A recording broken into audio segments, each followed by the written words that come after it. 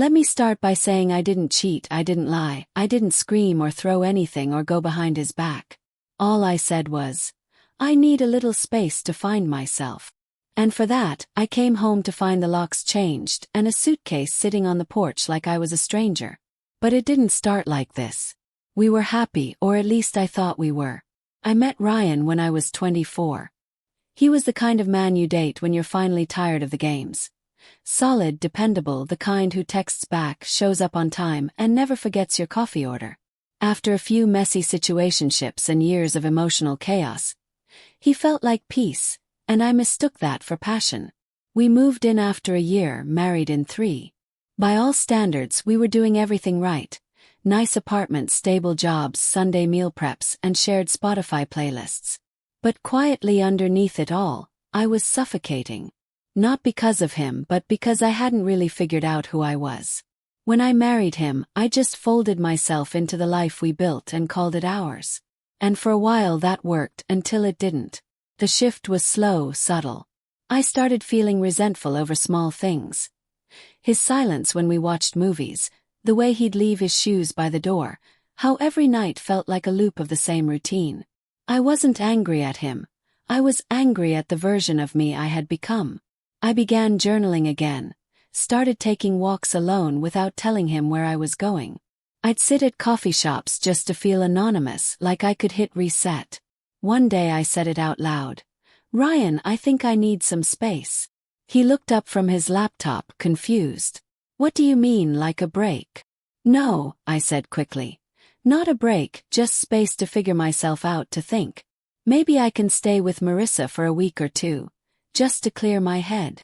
I thought he'd understand. He always said he admired how self-aware I was. Instead, he stared at me like I just confessed to burning our marriage certificate. So you're leaving, he said. Just like that. I'm not leaving you, I whispered. I'm trying to find me. There's a difference. He didn't say much after that, just nodded slowly and went back to typing. I remember feeling a twist in my stomach, but I convinced myself it was guilt, not regret. I packed a small bag the next morning, told him I'd text when I got to Marissa's, but I never made it. I stopped at a bookstore on the way, bought a journal, 2 poetry books, and sat in my car for an hour before driving off. Something inside me was unsure, wavering. I wasn't running from Ryan. I just didn't know how to stop disappearing into him. After a long drive and 2 wrong turns, I ended up back home. I told myself I'd talk to him, explain it better, reassure him. But when I pulled into the driveway, my key didn't work. I stared at the doorknob like it had betrayed me. Tried again, jiggled it, knocked, no answer. My phone buzzed. One new message from Ryan. You wanted space, you got it. Your things are on the porch. I blinked, read it again. My suitcase sat quietly next to a folded blanket and my favorite mug. Felt like someone had carved out my ribs. I spent that night crying in the back seat of my car, clutching that stupid poetry book like it could translate the ache in my chest. Marissa let me crash, but even she didn't know what to say. Maybe he's just hurt, she offered, but deep down I knew this wasn't just about space. Ryan had drawn a line and I had crossed it. Weeks passed. I texted once, twice, then nothing. No response. He went ghost. Our shared Spotify playlists disappeared. Our Netflix login stopped working, mail stopped coming. It was like I'd been erased. And the worst part, I didn't even know if I'd done anything wrong. Was it selfish to ask for space? Or was it selfish of him to shut me out the moment I needed breathing room? Months later, I heard through a mutual friend that he was seeing someone new. Someone simple, someone who doesn't need to go find herself.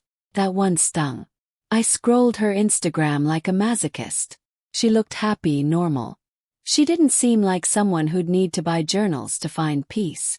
And suddenly I started questioning everything. Maybe I was the problem.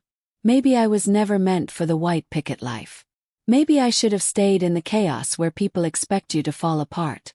But here's the twist I didn't see coming. One night, a year later, I got a call from a blocked number. I almost didn't answer. Hey, the voice said. It was Ryan. He sounded tired, older, or maybe just disappointed. I just wanted to say I get it now. Silence. I was scared. He continued. When you said you needed space, all I heard was that you were already gone, so I pushed you out before you could leave. I couldn't speak. I wanted to scream, to say, why didn't you just talk to me? But I didn't, because I understood something finally. We both had abandonment issues. I abandoned myself, he abandoned me. Neither of us knew how to hold space for pain we didn't understand. We didn't get back together.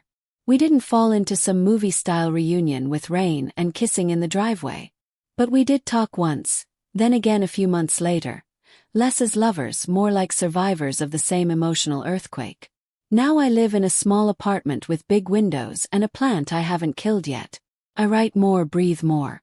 I'm not found yet, but I'm finally searching for the right reasons. Sometimes I still think about Ryan. And sometimes I think about how easy it is to mistake safety for stagnation, and how sometimes the bravest thing you can do is not leave but to stay and ask the hard questions. But for me back then, I didn't know how, and he didn't know how to wait. So now here we are. He's moved on, and I'm learning to live with the echo of a door that closed before I was ready to walk through it.